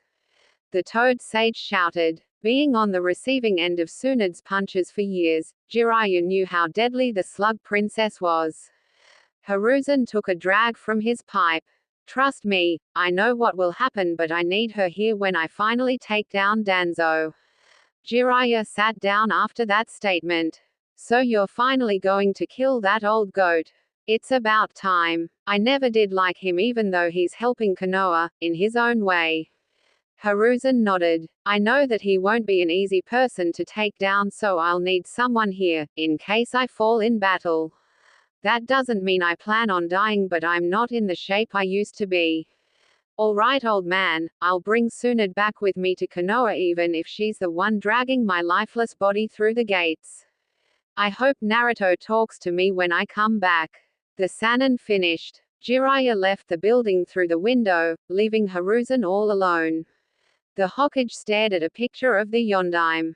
I'll correct my mistakes, Minato, even it costs me my life. He glanced at his eternal enemy on his desk. Although I wished you had told me how to defeat paperwork before you died. Hiruzen groaned as he went back to stamping papers into the night. The next day, Naruto was jogging around the town in the early morning hours. He was thinking about the conversation he had with the Hokage and Jiraiya. The Sandaime had finally told him why he was hated by the villagers. The boy felt like a burden was removed from his shoulders, even though it was now in his stomach. Although he was mad at Jiraiya, he needed to be civilized or at least let his godfather explain his reasons the next time he saw him. Naruto was out of breath by the time he came back to his apartment. Not exercising for 2 weeks really drained his stamina. He had only completed one lap around Konoha before retiring. He remembered that Tenten said her father wanted him to come to the store today. Deciding to tell his friends about the Kyuubi later, Naruto showered and headed towards Higurashi Weapons. Even though people were only beginning to wake up to start their day, the store was already open. "Good morning, Kaguya-san." Naruto waved to the older man. "Good morning to you, Naruto-kun." Tenten's father greeted in return. "Why are you up this early? Even Tenten and Terra are still in bed." Kaguya asked the now 10-year-old. "I was out training when I remembered that Tenten told me to come see you today." Naruto explained. "Well, give me a minute and I'll go get your gift." The blacksmith responded. As Kaguya went to the back to retrieve Naruto's gift, a sickly man walked into the store. The man's brown hair was covered by a blue bandana where his hitai-8 was located. He was wearing blue standard shinobi clothes along with a green flak jacket. The thing that caught Naruto's eye was the dark bags under the man's eyes. "Excuse me, is Kaguya-san here?" The sick man asked Naruto. "Yeah, he's in the back. Are you okay?" the blonde boy asked as the person coughed again. "Do you need someone to take you to the hospital?" Naruto was honestly worried as the man who looked like he was going to collapse any second. "No, I'm fine, thank you. I have a cough problem because I breathed in some toxic gas on a mission. Since it was never fully cured, I was left with a cough problem." The shinobi explained. Kaguya came back with a wakizashi and saw the man. "Good morning, Hayate-san, what can I do for you today?" the bald blacksmith asked. The man now known as Hayate replied. "Good morning, Kaguya-san. I was wondering if you can fix my katana for me. I chipped it during my last mission." Hayate requested. Kaguya nodded while Naruto looked at Hayate. "Excuse me, do you practice kenjutsu?" Naruto asked with hope in his words. Hayate saw that he was being addressed and nodded. "I'm one of the kenjutsu masters in Konoha, if I say so myself." Naruto smiled at finding a potential teacher. "I'm sorry, I forgot to introduce myself. My name is Uzumaki Naruto and I'm actually looking for a kenjutsu teacher." The boy introduced himself. Hayate smiled as well. "My name is Gecko Hayate and it's nice to see that someone young is interested in kenjutsu. I would be interested in teaching you but you don't seem to have a blade." The kenjutsu user replied. Kaguya interrupted the two. "Actually he does have one, this one right here." Kaguya said as he held up a black wakizashi. "This wakizashi is yours, Naruto-kun. This blade once belonged to Mikoto-san and she wished for me to give it to you on your birthday. I hope you accept it." He gave the blade to Naruto. The Jinchuriki was amazed as the sheath was a pure black that seemed to absorb any light that touched it. The handle was black with a small orange Uzumaki swirl on it. There was an odd ring on pommel of the handle. "I see you've noticed the ring. Go ahead and pull on it," Kaguya commented. Naruto did as told and pulled the ring. When he pulled on it, a small kunai came out of the handle. "That's one of the improvements I've made to the blade. If you're in a pinch, the kunai should be able to at least surprise your enemies." Naruto returned the kunai to its place and pulled the blade from its sheath. The wakizashi was a medium-length blade. The metal was a pristine white like it was brand new and the blade itself was light. Naruto took a few swings with his new blade. The movements were fluid and effortless like the blade was made for him. "I see you like it. Mikoto-san asked that I make her katana into a wakizashi for you because it suited you more." Kaguya smiled at the little blonde. She also told me to hand this to you, in case she didn't personally give you the wakizashi. The blacksmith handed the boy a scroll. The blonde boy placed the blade on the counter as he received the scroll. When he tried to open it, the scroll resisted the force. I believe you need to pump chakra in it to open it. Hayate advised when he saw that Naruto was having trouble. The boy did as he was told and pumped chakra into it. As Hayate had stated, the scroll opened. Dear Naruto, if you've received this scroll, then that means I'm gone from this world. My death must have been unexpected for you. You must have plenty of questions that you want answers to. I'll do my best as your sensei to provide you with those answers. The question you're most likely wondering is why I left a scroll with Kaguya-san in advance. The reason for this is because I knew that I didn't have long to live. For reasons I won't disclose, my death would help maintain peace in Konoha. You might not understand, but you'll need to accept it. But even though I know I'll die, I'm filled with regret. You once asked me why I was so kind to you. The answer I gave you was a half lie. While it was true I was kind to you out of my own free will, the real reason was because I was best friends with your mother. The Hokage has requested that I don't reveal her identity because of certain reasons, but that won't stop me from describing her to you. She was the most hard-headed and quick-tempered person I've ever known. But at the same time, she was also the most loving and friendliest person I've ever met. Her death, along with your father's, impacted me greatly. I fell into depression, knowing that a person I loved was gone from the world. I secluded myself from the world outside of the Uchiha compound. My world brightened it up when a certain someone decided to graffiti the compound. I watched you rigorously clean up and I couldn't help but think that you deserved a reward for your efforts. That was our first meeting, and that was when I noticed that you were my best friend's son. I offered to train you in order to atone for all the years I've not noticed you. I expected that we would bond over time. What I didn't expect was to see how you were treated by the village. It was as if everyone blamed you for everything that went wrong in their lives. Yet you still turned out to be the sweetest and most forgiving person in the world. I was in awe at how you continued to go on smiling even with all the obstacles placed in your life. The time we spent together was some of the happiest in my life. You brought joy back into my life. Still, the thing that I'll regret the most is that I'll leave my sons without a mother. Itachi won't show it outwardly, but I know he's one of the most caring people in the world. He'll regret it every day of his life for not finding a way to prevent my death. Sasuke will be left alone in the world, forced to fend for himself. My baby boy will secluded himself from the world, resenting his own weakness. And my last son will think that the world was set against him, when that's the farthest thing from the truth. He has people that care about him and love him almost as much as I do. Even with my death, they'll help him regain his smile. Even as he reads this scroll, he knows that he isn't alone. That's why, Naruto, my son, I want you to continue to smile. I want you to know that I love you with all of my heart. My tears refuse to dry as I write this. I wish I could spend more days with my boys. I wish that I had entered your life earlier.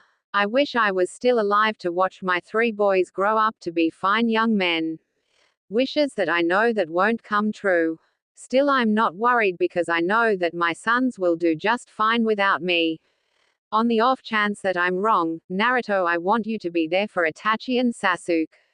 Out of the 3 of them, you're the strongest one. You'll be able to move on from this and become stronger.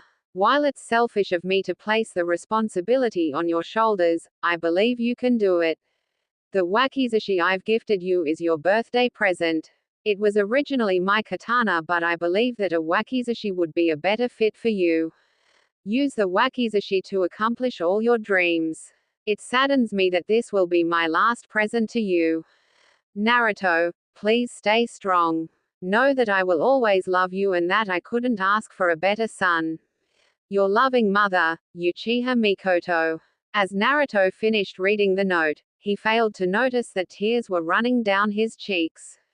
The streams of liquid refused to stop and they began falling onto the scroll. Not wanting to damage the scroll, the boy quickly wiped away his tears. He rolled up the scroll and looked up. Naruto noticed that Hayate and Kaguya was looking away from him, most likely to give him some privacy. Grabbing the blade that Mikoto once used, a sad smile graced his face. Even after death, you still watch out for me. I'll treasure this wakizashi and use it to fulfill my dreams. And I promise that I'll be there for Itachi and Sasuke. Naruto thought as his resolve strengthened. What are you going to name your blade? Hayate asked as he turned towards the blonde. Naruto looked at Kaguya. Did this blade have a name? The boy asked. Kaguya scratched his beard and pondered. I don't believe Mikoto-san ever gave it a name. Either that or she never told me its name. You should name it, the blacksmith suggested. Naruto looked at the blade and instantly found a worthy name. This wakizashi will now be called Jogi no Kotoba, words of a ruler too, in honor of Mikoto-san. The boy said. Both males smiled at the name. I think that's an excellent name, Naruto. Kaguya commented. Well, it looks like you have a blade now, Naruto. A lady with long purple hair commented as she came into the store. The woman was wearing a dark green variety of shinobi clothes. On her arms were black sleeves that reached up near her shoulder. She had white wraps on her left leg as well as her feet. Like Hayate, she also had a green flak jacket. Yugao-chan coughed. Sorry it took so long, I was in here talking. Hayate apologized to the woman. To Naruto, she seemed oddly familiar, like he had seen her before. Looking at her long purple hair, he instantly recognized her. Cat-san, is that you? Naruto asked, remembering the cat Anbu that helped him when he was little. Yugao smiled and nodded her head. Naruto, that's my name when I'm in my Anbu uniform. My name otherwise is Uzuki Yugao. Yugao explained to Naruto. Naruto nodded before turning to Hayate. Hayate-san, can you teach me kenjutsu? The blonde asked politely. Hayate thought for a moment as he handed his katana to Kaguya. Sure, but only if you pass my test. The Tokubutsu Jonin replied. You'll spar with Yugao-chan while showing me your skills. You don't need to win, just show me that I won't regret training you. Yugao put a hand on her hip like she was annoyed. Don't I have a say in this? The Anbu woman wondered aloud. Hayate promised that he'll make it up to her and she agreed that it'll be a date. The sickly man told Naruto to meet him and Yugao at Training Ground 12.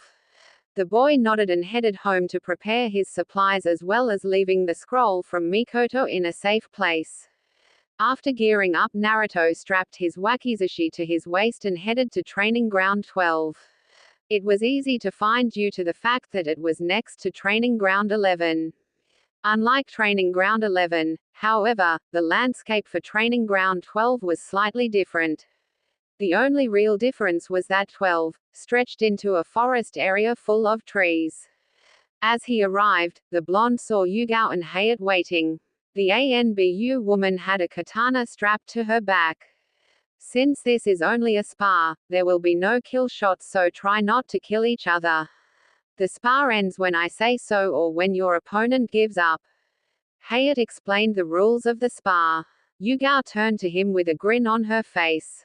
You could be a proctor for the exams someday. The purple-haired woman commented. Hayate didn't respond as he raised his hand. Yugao and Naruto got into their battle stances. Hayate swung his hand down to start the match. Yugao vs Naruto. Naruto quickly fled into the woods as soon as the match started. Damn it, I was hoping that he wouldn't flee into the woods. As an Anbu, Yugao was often tasked with watching over Naruto. After the incident where the blonde pranked the Anbu HQ, she was also tasked on capturing him. Like everyone else, she was unable to find Naruto anywhere in the village after the prank was committed. She had hoped he would fight her head-on. Now she either had to chase after him while running through possible traps or wait until he showed himself. She decided on option 3, make him come out. Kaiten. Hausenka no Jutsu mythical fire phoenix technique. Yugao shot small fireballs from her mouth and aimed them at the trees. Some trees were alight from the technique, but Naruto still didn't appear. A kunai was thrown from the trees and Yugao easily sidestepped away from it. This time, 2 shurikens came whirling from her left, making Yugao run forward. Despite this action, the shurikens followed her movements. What? How is it following me? The woman mused when she saw an odd glimmer from the sun. He's using ninja wire to control the shuriken's path. Yugao grabbed her katana and severed the connection. From his hiding spot, Naruto waited for the right opportunity to strike. When Yugao turned her back on Naruto, he pounced. The Anbu woman felt a presence behind her, so she drove her left foot into the ground and spun with her right foot in the air. Her foot met a burned piece of wood and the wood shattered under the pressure. He was able to kawari me just in time, but how did he get behind me? Her thoughts were interrupted when 2 shuriken attached with ninja wire came from her right and left. She ran forward only for a kunai to come straight at her face. She tilted her body to the side to avoid the flying projectile. Only her instincts saved her from the next attack. Naruto side-swiped with his blade, forcing Yugao to drop to the ground. The blonde swung his blade down but was blocked by Yugao's katana. Yugao, using her superior strength, pushed Naruto's wakizashi back. She pressed her hands on the ground and swung her feet up to her chest. As soon as her knees were over her head, her hands pushed her off the ground, allowing her body to sail towards Naruto. The boy crossed his arms across his chest before Yugao's kick hit him, the attack now landing on his arms. Naruto skidded back from the force of the kicks. He had no time to think as Yugao was already up and pressing him. The purple-haired woman swung her katana in a downward A.